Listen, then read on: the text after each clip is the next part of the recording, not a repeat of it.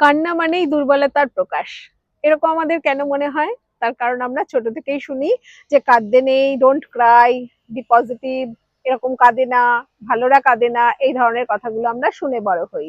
তো যার ফলে কি হয়, আমাদের মধ্যে মনে হয় যে কান্না হচ্ছে একটা দুর্বলতার প্রকাশ এবং আমি কোথাও আমার কন্ট্রোল হারিয়ে ফেলেছি।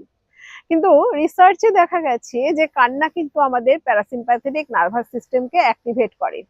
তার মানে বোঝা যাচ্ছে যে আমাদের কান্নার সাথে সাথে কিন্তু আমাদের একটা রিলিফ ফিল হয় এবং সেই রিলিফ ফিল হওয়ার ফলেই ওই পিএনএস বা প্যারাসিম্প্যাথেটিক নার্ভাস সিস্টেম অ্যাক্টিভেট হচ্ছে, সেটা আমাকে একটা সুদিং এফেক্ট দিতে সাহায্য করে।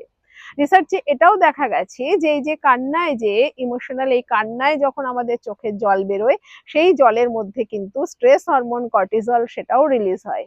তাহলে বোঝা যাচ্ছে যে কান্না কিন্তু কোনো দুর্বলতার প্রকাশ নয়, বরঞ্চ আমাদের যদি এই চাপটা আমরা জমিয়ে রাখি সেটাই কিন্তু দুর্বলতার প্রকাশ। তার কারণ ভিতরে ভিতরে ইমোশনকে আমরা যত সাপ্রেস করব, তত আমাদের অনেক নানান রকম ক্ষতি আমরা শুনবো, জানবো।